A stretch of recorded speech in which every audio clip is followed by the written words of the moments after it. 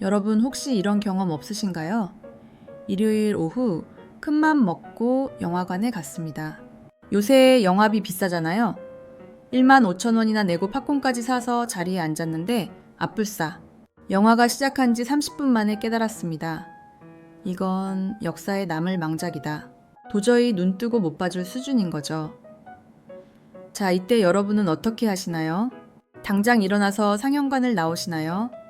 아니면 돈이 아까워서 꾸벅꾸벅 졸면서라도 끝까지 자리를 지키시나요? 아마 대다수의 분이 후자를 선택하실 겁니다. 아니, 내 생돈 15,000원을 냈는데 지금 나가면 너무 손해잖아 라면서 말이죠. 그런데 사실 진짜 손해는 지금부터입니다. 여러분은 이미 돌아받을 수 없는 영화비 15,000원에 더해서 여러분의 소중한 휴일 시간 2시간까지 추가로 갖다 버리고 있는 셈이니까요. 오늘 우리가 함께 파헤쳐볼 주제는 바로 이겁니다. 우리 인생을 서서히 갉아먹는 보이지 않는 괴물, 바로 매몰 비용의 함정입니다. 돈이 아까워서, 시간이 아까워서, 혹은 그동안 쏟은 정성이 아까워서 우리는 얼마나 많은 잘못된 결정을 반복하고 있을까요?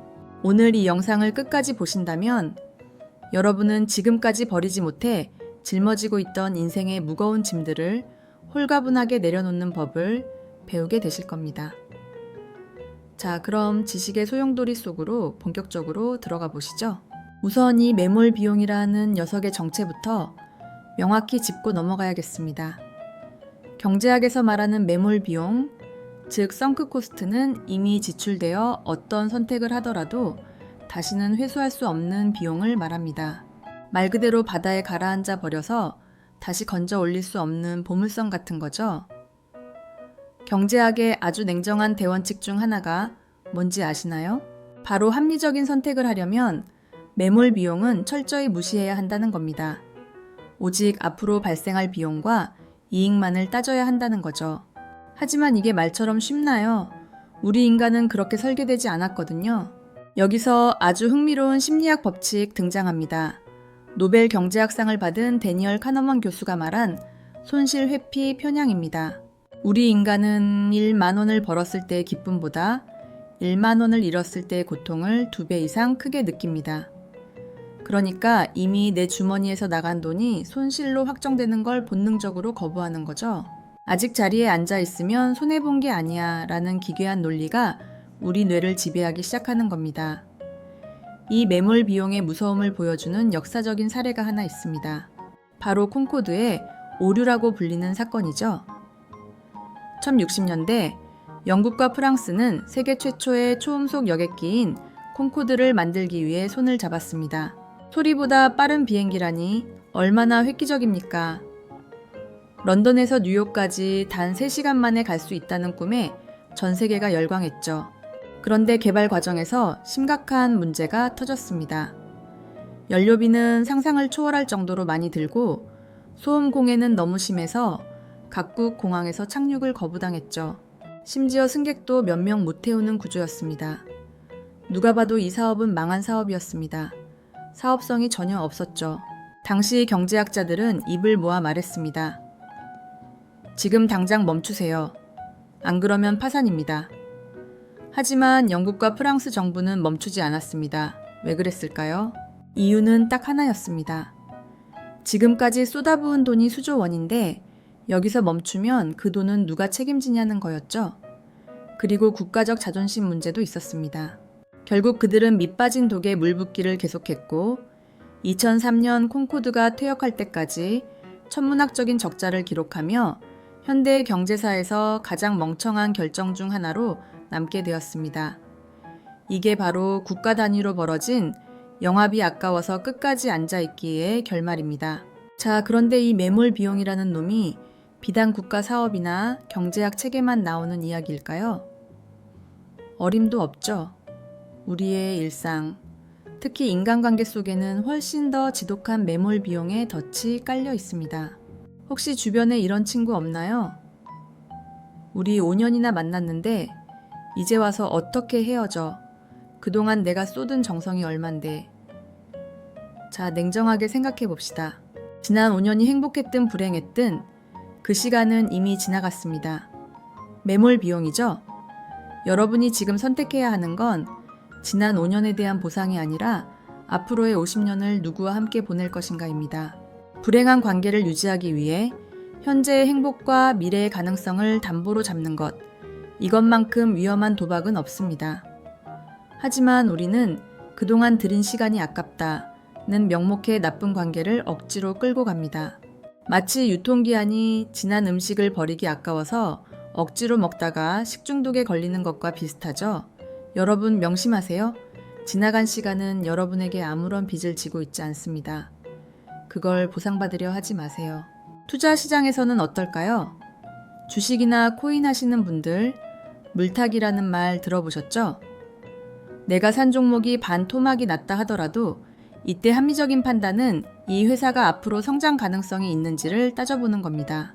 만약 가망이 없다면 지금이라도 팔고 나오는 게 맞죠? 그런데 우리 뇌는 또 속삭입니다.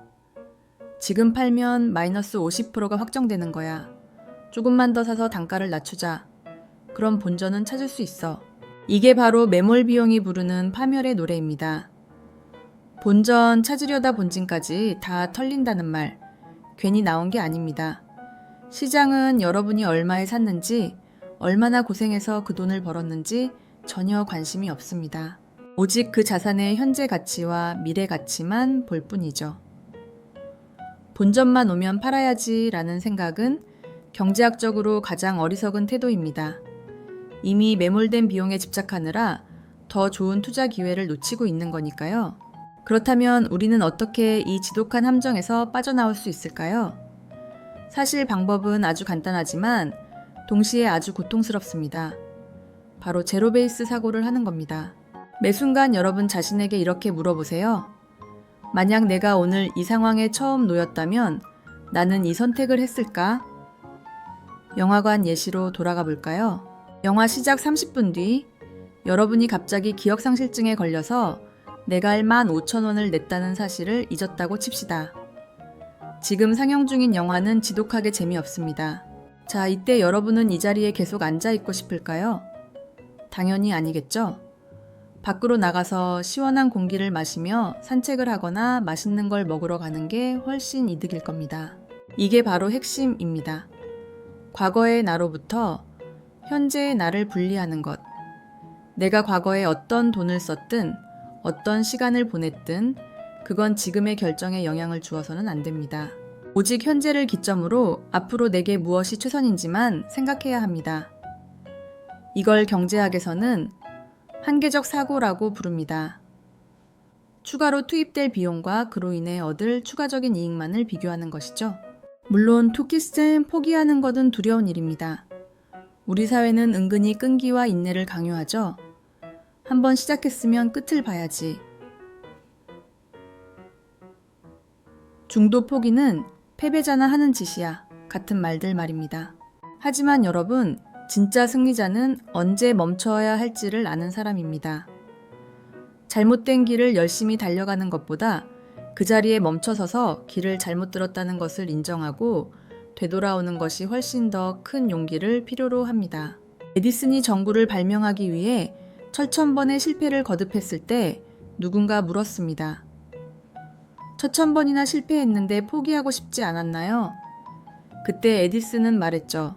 나는 실패한 게 아니라 전구가 작동하지 않는 1000가지 방법을 발견한 것뿐이다. 에디슨은 과거의 실패에 매몰되지 않았습니다. 매 시도를 새로운 시작으로 받아들였죠. 만약 그가 그동안 쓴 재료비가 아까워서 이 방법만 계속 고집할 거야 라고 했다면 우리는 아직도 촛불 아래서 살고 있을지도 모릅니다. 이제 결론을 내려보겠습니다. 여러분의 인생은 거대한 상영관과 같습니다. 수많은 영화가 상영되고 있고 여러분은 그 영화의 관객이자 감독이자죠? 그런데 어떤 영화가 기대했던 것과 다르다고 해서 혹은 지루하다고 해서 굳이 끝까지 자리를 지킬 필요는 없습니다. 여러분이 이미 지불한 돈과 시간은 돌아오지 않습니다. 하지만 여러분에게는 아직 수많은 미래의 2시간이 남아 있습니다. 그 시간을 어떻게 쓸지는 오로지 여러분의 선택에 달려 있습니다. 아까운 마음, 후회되는 마음, 자존심 때문에 내린 결정이 여러분의 소중한 미래를 갉아먹게 두지 마세요. 오늘 한번 주변을 둘러보세요. 내가 아까워서 붙잡고 있는 물건들, 그동안의 정 때문에 끊지 못하는 인맥들, 혹은 이제 와서 포기하기엔 너무 멀리 왔다고 생각하는 잘못된 목표들, 그것들이 사실은 여러분을 깊은 바닷속으로 끌어당기고 있는 매몰 비용의 보물선은 아닌지 말입니다. 그 보물선은 이제 그냥 놔주세요. 바다 밑바닥에 가라앉게 두십시오. 대신 여러분은 가벼워진 몸으로 다시 수면 위로 올라와 새로운 태양을 맞이해야 합니다. 포기는 패배가 아니라 새로운 시작을 위한 가장 영리한 전략입니다. 자, 오늘 준비한 이야기는 여기까지입니다. 매몰 비용의 함정에서 벗어나는 것만으로도 여러분의 삶은 훨씬 더 효율적이고 행복해질 수 있습니다. 지금 여러분의 마음속에 떠오르는 놓아줘야 할 무언가가 있다면 오늘이 바로 그날입니다. 과감하게 상현관 문을 열고 밖으로 나오세요. 밖은 생각보다 훨씬 더 밝고 아름답습니다. 오늘 영상이 여러분의 인생이라는 영화를 조금 더 멋지게 리메이크하는 데 도움이 되었다면 좋겠습니다.